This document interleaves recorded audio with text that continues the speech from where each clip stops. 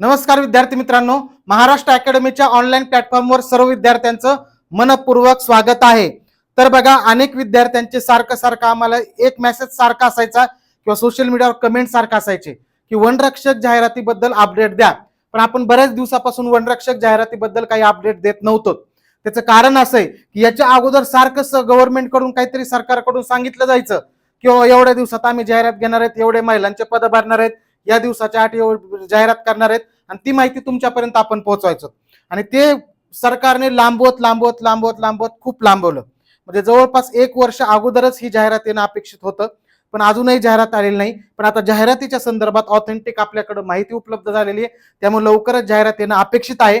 आणि तुम्ही थंबनेल मध्ये जर पाहिलं असेल तर अगोदर जे रिक्त पदाच्या जागा जेवढ्या होत्या त्याच्यापेक्षा सुद्धा जास्त पद हे वनरक्षकचे असणार आहेत। त्याचं कारण काय आहे, कशा पद्धतीने तुम्ही अभ्यासाचं नियोजन पुढे करायचंय तुम्हाला, आणि त्याच पद्धतीने पोलीस भरती करणारे विद्यार्थी किंवा इतर स्पर्धा परीक्षेची तयारी करणारे विद्यार्थी त्यांनी एकत्रित वनरक्षकची तयारी करताना कशा पद्धतीने करायची, या सगळ्या गोष्टीबद्दल डिटेलमध्ये अभ्यासणार आहोत। त्या अगोदर अपडेट काय बघा, तुम्हाला इथं दिसत असेल तर बघा, 16 तारखेला 11 वाजता आभासी म्हणजे ऑनलाईन पद्धतीने बैठक आयोजित केली गेलेली आहे। कशासाठी बैठक आयोजित केली गेलेली आहे, तर वनरक्षक भरती प्रक्रिया 2026च्या अनुषंगाने मागणी पत्र कार्यालयाला सादर करण्याच्या बाबतीमध्ये। याच्या अगोदरच माहिती अधिकारातून सुद्धा एक अपडेट आली होती, कालच ती अपडेट मी पाहिली होती टेलिग्रामला। त्याच्यामध्ये सुद्धा अशा पद्धतीने सांगितलं होतं की काही वनव्रत जे आहेत त्यांचं मागणी पत्र सरकारपर्यंत पोहोचवायचंय। आता बघा, मागणी पत्र पोहोचवायचं आहे याचाच अर्थ काय आहे बघा, की नव्याने जागा रिक्त मागवलेल्या आहेत आणि याच्या संदर्भात बैठक घ्यायची आहे। बाकीच्या पदाबद्दल मी सांगत नाही बरं का, फक्त याच्याबद्दल सांगतो। बघा, 16/7/2026 ला बैठक आहे आणि या बैठकीत डिसिजन होणार आहे। आणि मग मागणी पत्र काही वनव्रत विभागाचं राहिलेलं आहे ते साधारणतः पुढच्या 4-5 दिवसामध्ये कार्यालयाला पोहोचेल, ठीक आहे ना। आणि मग सगळ्याच वनव्रताचं मागणी पत्र हे आलं की मग शेवटचा अंतिम टप्पा असतो की रिक्त पद जेवढे आहेत त्याची जाहिरात काढणं।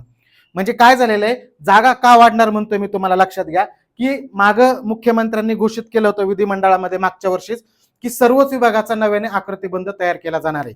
तशा पद्धतीने वन विभागाचा सुद्धा नव्याने आकृतीबंध तयार केला असणार आहे। त्यामुळे आकृतीबंध नवीन तयार झाला की आपोआप जागा वाढतात, जागा कमी नाहीत होत आकृतीबंधामध्ये, आणि त्याच पद्धतीने आणखी रिक्त पद वाढले असणार आहेत। आणि याच्यामुळे ही जी आहे ते मागच्या वर्षी मागची जी वनरक्षकची भरती झाली तेवढ्याच पदांची जाहिरात एवढा त्याच्यापेक्षा थोडेसे जास्त पण असू शकतात आणि कमी असले तर थोडेसेच कमी असू शकतात, पण त्याच्या आसपासच आलं लक्षात, एवढ्या पदांची जाहिरात ही येणार आहे। 2000 तरी पद कमीत कमी जाहिरातीत येणं अपेक्षित आहे, हे लक्षात ठेवा। अशा पद्धतीने आहे, म्हणजे अपडेट होती, सर्वांना माहिती झालेली असेल।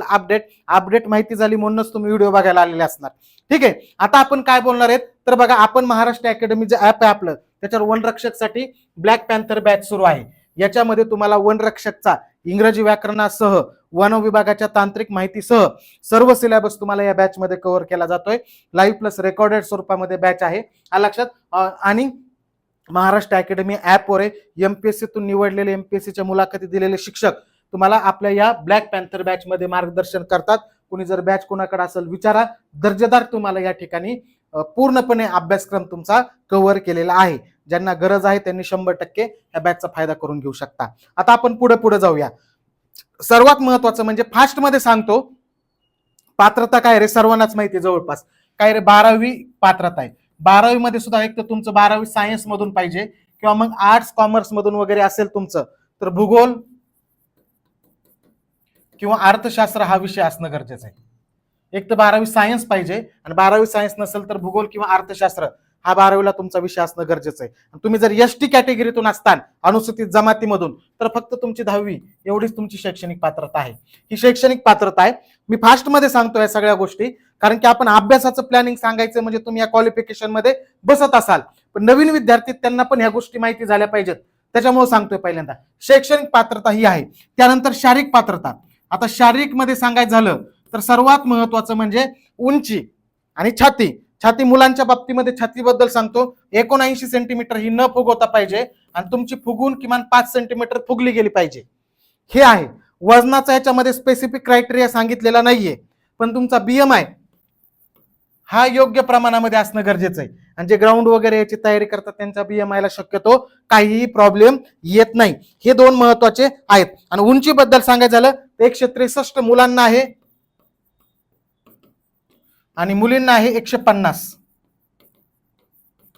मुलींना आहे 150, म्हणजे 163 आणि 150 एवढे आहे. एसटी कॅटेगरीचे जर असाल तर मुलांना फक्त 152.5 आहे आणि मुलींना फक्त 145 आहे. एसटी कॅटेगरीसाठी, अनुसूचित जमातीसाठी सवलत दिलेली. तशाच पद्धतीने खेळाडूला सुद्धा 2.5 सेंटीमीटरची सवलत आहे. नक्षलग्रस्त हल्ल्यामध्ये लक्षात मरण पावलेले किंवा निधन झालेले जे कर्मचारी त्यांचे मुलं जे आहेत त्यांना सुद्धा अशा पद्धतीने सवलत आहे. त्यांना छातीमध्ये सुद्धा सवलत आहे. अशा बऱ्याच जणांना सवलत आहेत, पण ह्या मेन सवलती लक्षात ठेवा. अशा पद्धतीने तुमची शारीरिक पात्रता आहे. आणि काय आहे स्ट्रक्चर परीक्षेचं, तर बघा परीक्षेमध्ये काय आहे, तुम्हाला 120 मार्काची लेखी परीक्षा आणि प्लस 80 मार्काचं मैदान. म्हणजे अगोदर 120 मार्काची लेखी परीक्षा आहे. या लेखा परीक्षामध्ये किमान तुम्ही 45% गुण घेणं गरजेचं आहे. किती? किमान 45% गुण घेतले तर तुम्ही मैदानीला क्वालिफाय होता. लेखी जी परीक्षा आहे ही कशा पद्धतीने रे, मी थोडंसं फास्ट सांगतोय, समजून घ्या. हा डाटा जो आहे तो बेसिक सांगतोय तुम्हाला. आपल्याला अभ्यासाच्या प्लॅनिंग कडे जायचंय. 120 मार्काची तुमची लेखी परीक्षा होणार, ऑनलाईन असणार आहे आणि ही परीक्षा TCS मार्फतच घेतली जाणार आहे. याच्या अगोदर सुद्धा TCS मार्फतच घेतली होती, त्यामुळे आता पण TCS मार्फतच घेतली जाणार आहे. 120 मार्कामध्ये एक तर तुमचं GK प्लस तांत्रिक हे 30 गुणासाठी आहे. त्यानंतर मॅथचे थोडे प्रश्न येतात, रिझनिंग जास्त आहे, रिझनिंग. त्यानंतर मराठी आणि त्यानंतर इंग्लिश. म्हणजे बुद्धिमत्ता, GK प्लस तांत्रिक हे सगळे 30 मार्क येतं. आणि 2 मार्काला एक प्रश्न आहे, म्हणजे प्रत्येक विषयाचे 15 प्रश्न असणार आहेत. किती असणार आहेत? 15 प्रश्न असणार आहेत. तांत्रिक मध्ये काय असतं पुढे आपण बोलूया. आपण जेव्हा अभ्यासक्रमाबद्दल तुम्हाला मी माहिती सांगेल त्यावेळेस. बुद्धिमत्ता, मराठी आणि इंग्रजी 15 प्रश्न असतात. याच्यासाठी वेळ 2 तास असतो, मोकार वेळ असतो. म्हणजे तुम्हाला 60 प्रश्न सोडवायचे फक्त. किती वेळामध्ये रे? 2 तासामध्ये. आणि प्रश्नाचा क्रायटेरिया सुद्धा सोपा आहे. प्रश्न सोप्या पद्धतीचे विचारले जातात, फार अवघड विचारले जात नाहीत, हे पण लक्षात ठेवा. आणि ग्राउंड बद्दल सांगायचं तुम्हाला सांगितलं 45%. मग 120 चे 45% किती होतात रे? 5 9 45, 5 2 10, 6 आणि 6 9 54. म्हणजे तुम्हाला किती मार्क घ्यायचे रे? 120 पैकी 54 मार्क जर घेतले, 54च्या कमी मार्क पडले तर कितीही मेरिट लागू द्या, तुम्ही ग्राउंडला क्वालिफाय होणारच नाहीत. म्हणजे तुम्हाला मेरिटमध्ये बसायचंय आणि प्लस 54च्या पुढे पण मार्क घ्यायचे. कमीत कमी तुम्हाला लेखी परीक्षेला 54 मार्क पाहिजेतच, तरच तुम्ही ग्राउंडला क्वालिफाय होणार आहेत. ग्राउंडला काय 80 मार्काचं ग्राउंड आहे, एकच इव्हेंट आहे. मुलांसाठी 5 किलोमीटर आहे आणि 17 मिनिटात जर तुम्ही गेलात 5 किलोमीटर तर आउट ऑफ आहे. 17 मिनिटात केलं तर आउट ऑफ आहे. आणि 3 किलोमीटर मुलींसाठी आहे 12 मिनिटात. लक्षात येत आहे? मग त्याच्या पुढे कट कसे होतात, काय होतात ते तुम्ही तुमच्या पद्धतीने बघून घ्या. पण मी बेसिक तुम्हाला एक गोष्ट सांगतोय, सिलेबस काय आहे, ग्राउंड मध्ये काय आहे, लेखी परीक्षेत काय आहे, वेळ कोण आहे, वेळ किती असणार आहे, परीक्षा कोण घेणार आहे, तुमच्या शैक्षणिक पात्रता काय आहेत, शारीरिक पात्रता काय आहेत, या बेसिक गोष्टी तुम्हाला माहिती असणार आहेत. याच्यात कुठंच जर तुम्ही बसत नसाल तर पुढे व्हिडिओ बघूच नका ना. मग पुढे व्हिडिओ बघायचा असेल तर तुम्हाला ह्या सगळ्या गोष्टीमध्ये तुम्ही बसताय का, याचा अभ्यास तुमची करायची तयारी का, हे डोक्यामध्ये ठेवून पुढे जायचं आपल्याला. ठीक आहे, हे सगळ्या गोष्टी सांगितल्या तुम्हाला, वेळ वगैरे सगळं. आता याच्यामध्ये तुमचं काही कन्फ्युजन नसेल असं आपण समजून पुढे जाऊया. आता बघा विद्यार्थी मित्रांनो, वनरक्षकची तयारी करताना वनरक्षक हे पद खूप चांगलं आहे.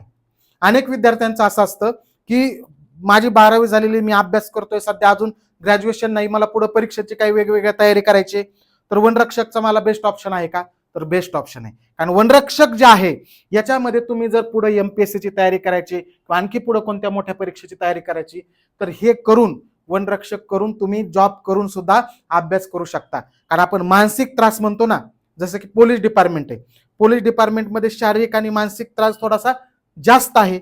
आणि तुम्हाला जर मानसिक त्रास झाला तर तुमची पुन्हा ड्युटी करून अभ्यास करायची मेंटॅलिटी होत राहत नाही. आणि त्याच्यामुळे कुठेतरी हे डिपार्टमेंट खूप चांगलं आहे, पोलीस पेक्षा सुद्धा बेटर आहे, हे लक्षात ठेवा. फक्त पोलीसच्या जागा जास्त असतात त्यामुळे तिथं स्पर्धा कमी होते, पण वनरक्षकच्या जागा कमीत पण डिपार्टमेंट चांगलं आहे आणि मुलींसाठी तर बेस्ट ऑप्शन आहे. आलं लक्षात. त्याच्यामुळे जे तयारी करतायत वनरक्षकची, जे तयारी करायची मेंटॅलिटी आहे, त्यांनी आता अभ्यास वाढवायचा आहे. जाहिरात लवकर येणार आहे. आता मी सांगतोय म्हणून विश्वास ठेवायचा नाही. या ठिकाणी पत्र दाखवलेलं आहे तुम्हाला, त्यामुळे त्या पद्धतीनेच करायचं आहे. अभ्यासक्रम करताना एक तुम्हाला सांगतो, सर्वात महत्वाचं म्हणजे अभ्यास करताना काय काय करायचं. आपल्या मेन विषयाकडे आता आपण आलेलो आहोत. सर्वात महत्वाचं म्हणजे मागच्या वर्षी झालेल्या टीसीएसच्या ज्या प्रश्नपत्रिका आहेत, जी मागची टीसीएसने घेतलेल्या वनरक्षकच्या ज्या प्रश्नपत्रिका आहेत, त्या प्रश्नपत्रिका आणि त्याचं विश्लेषण हे जर तुम्ही केलं तर तुमच्या एकतर लक्षात येईल की प्रश्न कशा पद्धतीने विचारले जात आहेत, हा सर्वात महत्वाचा मुद्दा तुम्हाला कळल. आणि त्याच पद्धतीने तुमचा कॉन्फिडन्स सुद्धा बिल्डअप होईल की बाबा प्रश्न सोपे विचारतायत, फार काय अवघड नाहीये. आणि प्रश्नांचं विश्लेषण केल्यामुळं एका प्रश्नातून तुमच्या 10 15 प्रश्नाचा अभ्यास होणार आहे. प्लस मध्ये सांगतो तुम्हाला वेगळं आणखी काय करायचं ते, हे जर करायचंच तुम्हाला. दुसरं म्हणजे वनतांत्रिक. आता वनतांत्रिक माहितीमध्ये काय असतं रे, पर्यावरण असतं, मग याच्यामध्ये प्रदूषण असतं, याच्यामध्ये वने असतं, याच्यामध्ये वन्यजीव असतं, याच्यामध्ये कायदे असतात वन्यजीवाचे, याच्यामध्ये संघटना असतात, याच्यामध्ये वेगवेगळे पर्यावरणाच्या संबंधी करार असतात. लक्षात. अशा पद्धतीने आहे त्या ह्या सगळ्या गोष्टी. याच्यामध्ये राष्ट्रीय उद्यान, अभयारण्य, वन आणि पर्यावरणाच्या संबंधी सगळ्या गोष्टी याला तांत्रिक माहिती म्हणतात. हे थोडंसं तुम्हाला वेगळ्या पद्धतीने अभ्यास करायचा आहे. कारण की ह्याचा अभ्यास करताना आपण बाकीच्या परीक्षा किंवा पोलीस भरती करताना याचा अभ्यास करतो, पण खूप बेसिक गोष्टी करतो. इथं तुम्हाला डिटेलमध्ये करावं लागणार आहे. कमीत कमी 5 प्रश्न तरी याच्यावर विचारले जाणार आहेत. 5 प्रश्न म्हणजे 10 मार्क, आणि हे 10 मार्क्स तुमचं मेरिट ठरवणार आहेत. सोपे प्रश्न मेरिट ठरवत नसतात, जे अवघड प्रश्न आहेत ते मेरिट ठरवत असतात. त्यामुळे हा घटक तुम्ही परफेक्ट करायचा आहे. आणि इथं टीसीएसच्या प्रश्नपत्रिकेचं विश्लेषण करायचं आहे. मग बाकीचे विषय जे आहेत त्याचा त्या पद्धतीने अभ्यास करू शकता. किंवा तुम्ही जर ब्लॅक पॅन्थर बॅच घेतलेली असेल तर त्याच्यामध्ये सगळंच कव्हर केलं जाणार आहे. प्लस या झालेल्या प्रश्नपत्रिकेचे मोफत व्हिडिओ विश्लेषणचे लेक्चर सुद्धा आहेत, ते बघू शकता तुम्ही. बॅचवाले विद्यार्थी, बॅचवाल्यांना तर काही टेन्शन नाहीये. अलग लक्षात. आपल्या महाराष्ट्र अकॅडमी ऍपवर ब्लॅक पॅन्थर नावाची बॅच वन विभागासाठी सेपरेट, वनरक्षक पदासाठी, त्यांना तर काय अडचण नाही. बाकीच्यांसाठी सांगतोय तुम्हाला. मग आता टीसीएसच्या प्रश्नपत्रिका आणि विश्लेषण आणि प्लस हे वन विभागाची तांत्रिक माहिती, लक्षात, या गोष्टी करायच्यात. ह्या तुमच्या स्पेसिफिक तुम्ही जे पुस्तक वापरताय, समजा दुसऱ्या परीक्षेची तयारी करताय, त्यात तुम्हाला सापडणार नाही. कुठून करायचं आपलं, तर आपल्या सर्वांना माहिती आहे महाराष्ट्रात एकमेव तशा पद्धतीचं पुस्तक उपलब्ध आहे, वनरक्षक प्लॅनर नावाचं, महाराष्ट्र पब्लिकेशनचं. याच्यामध्ये काय केलेलं आहे रे, याच्यामध्ये ही जी तांत्रिक माहिती आहे वन विभागाची, ही सगळी तांत्रिक माहिती अगोदर दिलेली आहे. मग ह्याच्यात जे मी आता इथं मुद्दे सांगितले, सगळे मुद्दे त्याच्यामध्ये दिलेले आहेत, लक्षात. आणि ही तांत्रिक माहिती दिल्यानंतर मागच्या 2 वर्षाच्या ज्या, म्हणजे 2 वर्षाच्या म्हणण्यापेक्षा ज्या 2 वनरक्षक भरती प्रक्रिया झाल्यात त्याच्या ज्या प्रश्नपत्रिका आहेत, त्या प्रश्नपत्रिकाचं डिटेलमध्ये विश्लेषण दिलेलं आहे. म्हणजे अगोदर 19 ला भरती आली होती आणि त्यानंतर 2023 ला भरती आली होती, आता 2026 ला येणार आहे. मग ही 19 आणि 23च्या ज्या प्रश्नपत्रिका आहेत, 23ची टीसीएसनी परीक्षा घेतली होती, ही परीक्षा त्यावेळेस महापोर्टलने घेतलेली होती. पण ह्या दोन्ही वर्षाच्या प्रश्नपत्रिका ज्या आहेत याचं डिटेलमध्ये विश्लेषण केलेलं आहे. इंग्रजीच्या प्रश्नासह प्रत्येक प्रश्नाचं डिटेलमध्ये विश्लेषण आहे, आणि डिटेलमध्ये थोडक्यामध्ये नाहीये. आणि प्लस मध्ये तुम्हाला तांत्रिक माहिती सुद्धा त्याच्यामध्ये कव्हर केलेली आहे. आणि इतर वन विभागासाठी आवश्यक असणाऱ्या इतर गोष्टी सुद्धा याच्यामध्ये दिलेल्या आहेत. आपलं हे महाराष्ट्र पब्लिकेशनचं पुस्तक आहे. एकदा मार्केटमध्ये जा, बघा, आवडलं तर घ्या. बिलकुल आग्रह नाहीये वनरक्षकची, कारण आम्हाला माहिती तुम्ही जर वनरक्षकची तयारी करताय तर या पुस्तकाला पर्याय नाहीये. तर हे आहे. आणि जर समजा तुम्हाला पुस्तक घ्यायचंच नाहीये तर एक लक्षात ठेवा, टीसीएसचे पेपर मिळवा, आणि ही माहिती जी आहे ही कोणत्याही पर्यावरण घटक मधून तुम्ही तयार करू शकता, तुमच्या नोट्स बनवू शकता. पण याच्यात वेळ जाईल थोडासा, म्हणून पुस्तकाचा तुम्हाला ऑप्शन आपण उपलब्ध करून दिलेला आहे. ह्या गोष्टी करायच्यात तुम्हाला. आता जीकेचा अभ्यास करताना, जीकेचा अभ्यास, बुद्धिमत्ता, प्रत्येक विषयाचं सांगतो तुम्हाला प्रश्न कसे विचारतायत ते. एक तर बुद्धिमत्ताचे खूप सोपे प्रश्न आहेत, खूप सोपे प्रश्न आहेत. लक्षात. गणिताचा प्रश्नच नाहीत. 2-3 टॉपिकवर मागच्या वेळेस फक्त ते सोपे पदावली वगैरे अशा प्रकारचे प्रश्न विचारले होते, एकदम सोपे प्रश्न विचारले होते. त्यामुळे बुद्धिमत्ताच विचारतात, हे डोक्यामध्ये फिक्स करा. लक्षात. त्याच्यानंतर मराठीचे प्रश्न सुद्धा खूप सोपे आहेत. लक्षात. आता मी काय सांगतोय एक लक्षात घ्या, वनरक्षक भरतीचे पेपर हा खूप सोपा काढला जातो. लक्षात ठेवा. पोलीस भरतीपेक्षा सुद्धा जीके, मराठी, बुद्धिमत्ता याचे प्रश्न सोपे असतात. फक्त तुम्हाला पॅटर्न समजून घ्यायचा आहे. पॅटर्न समजून न घेता अभ्यास केला तर तुम्हाला अवघड जाणार आहे. आणि पॅटर्न समजून घेण्यासाठी मागच्या झालेल्या प्रश्नपत्रिका अभ्यासणं गरजेचं आहे. त्यामुळे गणित असेल, बुद्धिमत्ता, मराठी सुद्धा आणि जीके सुद्धा. जीके सोपा आहे, त्यातही जरा मध्यम प्रश्न विचारतात. एकदम सोपे प्रश्न नाहीत विचारत. इतिहास, भूगोलाचे वगैरे, इतिहास किंवा अर्थशास्त्र तर नाहीच आहे त्याला. अर्थशास्त्र मागच्या वर्षी काही प्रश्न नव्हता. इतिहासावर विचारतात, भूगोलावर विचारतात, वन पर्यावरणवर प्रश्न विचारतात. आलं लक्षात. मग याच्यात कुठेतरी मध्यम थोडासा पॅटर्न आहे. बाकी बुद्धिमत्ता मराठी एकदम सोपं आहे. आता तुम्ही म्हणता इंग्लिशचं काय? इंग्लिश मी तुम्ही सोपं म्हणलं तरी सुद्धा तुम्हाला अवघडच जाणार आहे. त्यामुळे इंग्लिशची बेसिक इंग्लिशवर प्रश्न विचारतात आणि व्होकॅब्युलरीवर प्रश्न विचारतात. मग बेसिक इंग्लिश आणि बेसिक व्होकॅब्युलरी एवढंच करायचंय तुम्हाला. आणि त्याचं लिमिट पण कळायला पाहिजे, कुठपर्यंत अभ्यास करायचा आहे, कशा प्रकारचे प्रश्न विचारतात. हा लक्षात. बाकीचे काही काही जण काय करतात, तयारी करतोय वनरक्षक पुस्तक वाचतो एमपीएससीचं इंग्लिश व्याकरणचं. तुला मग ते इंग्लिशचा सिलेबस करायलाच वर्षभर लागेल. हे करू नका. बेसिक विचारतायत त्यामुळे मी तुम्हाला म्हणलं अगोदर प्रश्नपत्रिका त्याचं विश्लेषण करा. मग तुमच्या बरोबर लक्षात येईल की किती लेवल पर्यंत अभ्यास करायचा आहे ते. इंग्लिश सोपं आहे. आपल्याला इंग्लिशची भीती असली तर आपल्याला किती सोपं विचारलं तरी अवघडच वाटणार आहे. लक्षात येते ना. पण तरी पण त्या मानाने हा सोपाच आहे. फक्त जीकेचे प्रश्न थोडे मध्यम लेवलचे प्रश्न येतं आणि बाकीचे जर इंग्लिश सोडता हे सगळेच विषय हे पोलीस भरतीपेक्षाही सोपे प्रश्न विचारतात. लक्षात येतंय. त्याच्यामुळे तुम्ही लक्षात ठेवा, जर पोलीस भरतीची 1-2 वर्ष तुम्ही तयारी केली, तुम्हाला इंग्लिश आणि तांत्रिक माहिती जरी केली तरी तुमचा अभ्यास आपोआप कव्हर होणार आहे सगळा. फक्त बाकीच्या विषयाला रिव्हिजन देऊ. पोलीस भरती आणि वनरक्षक दोन्ही एकत्रित तयारी करत असाल तर तुम्हाला मग इंग्रजी आणि तांत्रिक माहिती याच्यासाठी थोडासा वेळ द्यावा लागेल. आणखी एक सांगतो तुम्हाला, पोलीस भरती तयारी करणाऱ्या विद्यार्थ्यांनी एक लक्षात ठेवा, तुम्ही रेग्युलरली तुमचा जो अभ्यास चालू आहे तोच अभ्यास चालू राहू द्या. पण किमान दिवसातले जर तुम्हाला वनरक्षक पण द्यायचं असेल तर 2 तास बाजूला काढा रे पोरांनो. 2 तास अभ्यासाला द्या. कशाच्या? याच्या वेगळ्या अभ्यासाला. तांत्रिक माहिती आणि इंग्रजी व्याकरण हे तुम्हाला वेगळंच करावं लागणार आहे.